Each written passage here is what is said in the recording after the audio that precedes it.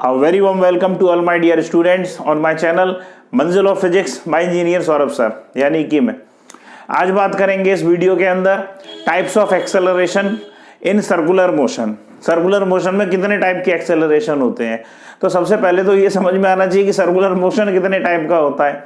तो दो टाइप का सर्कुलर मोशन होता है, एक होता है यूनिफॉर्म, एक होता है नॉन यूनिफॉर्म। तो एक यूनिफॉर्म सर्कुलर मोशन होगा, एक नॉन यूनिफॉर्म सर्कुलर मोशन होगा, ठीक है। उसी तरीके से यूनिफॉर्म सर्कुलर मोशन और नॉन यूनिफॉर्म सर्कुलर मोशन के हिसाब से एक्सेलरेशन भी कई वैरायटी के होंगे। तो ध्यान से देखना, सबसे पहले मैं एक एक बात बिल्कुल इस वीडियो को अगर आपने देख डाला ना तो ये मान के चलना सर्कुलर मोशन की आपने ना पूरी 100 में से 100 गारंटी IIT और नीट में दोनों में।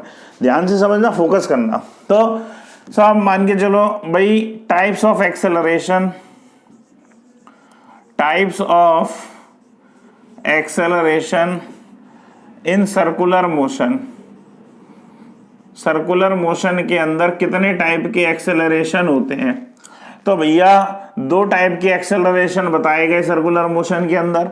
एक जैसे बोला गया टेंजेंशियल,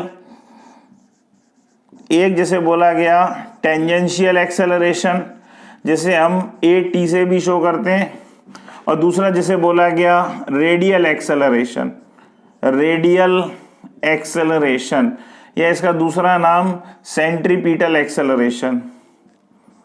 सेंट्रीपिटल एक्सेलरेशन, इसको AR से भी शो करते हैं साहब, ठीक है।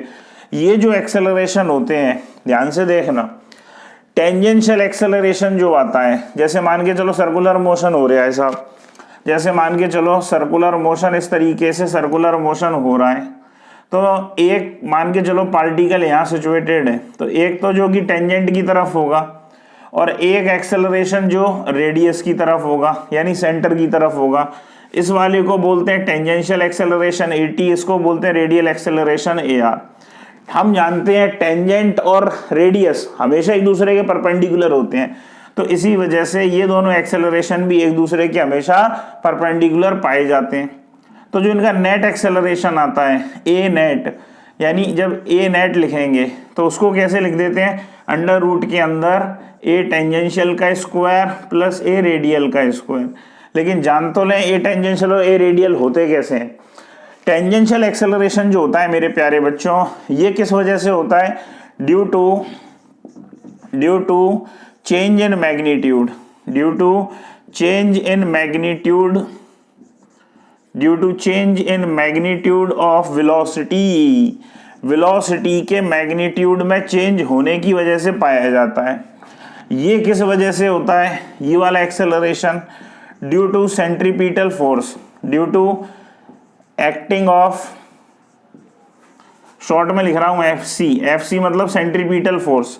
सेंट्रीपिटल फोर्स सेंटर की तरफ लगता है, इस वजह से ये एक्सेलरेशन होता है। अच्छा साहब, तो इसके लिए जो टेंजेंशियल एक्सेलरेशन है रेट ऑफ चेंज है किस चीज का, मैग्नीट्यूड का, तो इसको तो लिख देते हैं मेरे बेटे dV/dt। इसको तो क्या लिख देते हैं, dV/dt। और इसको क्या लिख देते हैं, सेंट्रीपिटल जो फोर्स होता है वो क्या होता है mv²/r। तो मास से अगर डिवाइड कर देंगे तो रेडियल एक्सेलरेशन कितना मिल जाएगा, v²/r। ये मिल जाएगा अपने को रेडियल एक्सेलरेशन का मैग्नीट्यूड v²/r। और सेंट्रीपिटल एक्सेलरेशन निकालते हैं dV/dt करके। अब अगर बहुत ध्यान से देखें तो ये वो एक्सेलरेशन है, चाहे सर्कुलर मोशन यूनिफॉर्म हो चाहे सर्कुलर मोशन नॉन यूनिफॉर्म हो। यूनिफॉर्म सर्कुलर मोशन में क्या चीज होती है और नॉन यूनिफॉर्म सर्कुलर मोशन में क्या डिफरेंस होता है? तो मेरे प्यारे बच्चों, यूनिफॉर्म सर्कुलर मोशन के अंदर सुनना ध्यान से, यूनिफॉर्म सर्कुलर मोशन के अंदर वेलोसिटी का मैग्नीट्यूड कांस्टेंट रहता है। क्या रहता है, वेलोसिटी का, वेलोसिटी दो चीजों से मिलकर बनती है, एक मैग्नीट्यूड एक उसकी डायरेक्शन। तो वेलोसिटी का मैग्नीट्यूड कांस्टेंट रहता है काहे में, यूनिफॉर्म सर्कुलर मोशन में। हो यूनिफॉर्म सर्कुलर मोशन, अरे नाम में ही यूनिफॉर्म है, ये स्कूल वाली ड्रेस नहीं है यूनिफॉर्म मतलब कांस्टेंट स्पीड के साथ में, कांस्टेंट मैग्नीट्यूड ऑफ वेलोसिटी के साथ में जो मोशन हो सर्कुलर पाथ पे उसे यूनिफॉर्म सर्कुलर मोशन कहेंगे। तो यूनिफॉर्म सर्कुलर मोशन के अंदर मैग्नीट्यूड ऑफ वेलोसिटी रहता है कांस्टेंट, और हम जानते हैं कांस्टेंट का डिफरेंशिएशन 0। तो यूनिफॉर्म सर्कुलर मोशन में टेंजेंशियल एक्सेलरेशन कितना मिलेगा? सही आंसर सोच रहे हो दिमाग में, 0, क्योंकि चेंज ही नहीं होती मैग्नीट्यूड उसकी वेलोसिटी का यूनिफॉर्म सर्कुलर मोशन में। और ये कहां मिलेगा? नॉन यूनिफॉर्म में तो मिलेगा ही मिलेगा, क्योंकि नॉन यूनिफॉर्म के अंदर तो भैया वेलोसिटी का मैग्नीट्यूड भी बदलता है, और सर्कुलर मोशन है तो डायरेक्शन तो बदल ही रही है, डायरेक्शन तो बदल ही रही है। तो साहब ये अपने को समझ में आ गई बात, यानी ये दोनों में मिलेगा, चाहे वो यूनिफॉर्म सर्कुलर मोशन हो चाहे वो नॉन यूनिफॉर्म सर्कुलर मोशन हो। लेकिन ये सिर्फ किस में मिलेगा? हमारे पास नॉन यूनिफॉर्म सर्कुलर मोशन में मिलेगा। यूनिफॉर्म सर्कुलर मोशन में इस वाली टेंजेंशियल एक्सेलरेशन की वैल्यू कितनी हो जाती है? 0, बिकॉज यू आर हीरो। ये बात अपने को समझ में आई। और नेट एक्सेलरेशन निकालते हैं इस तरीके से, तो अपन नेट एक्सेलरेशन भी कैलकुलेट कर सकते हैं। अच्छा सा, तो मुझे उम्मीद है आपको वीडियो समझ में आया होगा। I hope so you like this video. अगर आप चैनल पे पहली बार आए हैं तो लाइक करें, आपका धर्म है, हमें मोटिवेशन मिलता है उससे। शेयर करें, सब्सक्राइब करें चैनल को, और वीडियोस को अलग अलग प्लेटफॉर्म पे भी आप चाहें तो शेयर कर सकते हैं, बच्चों का औरों का भी बेनिफिट हो।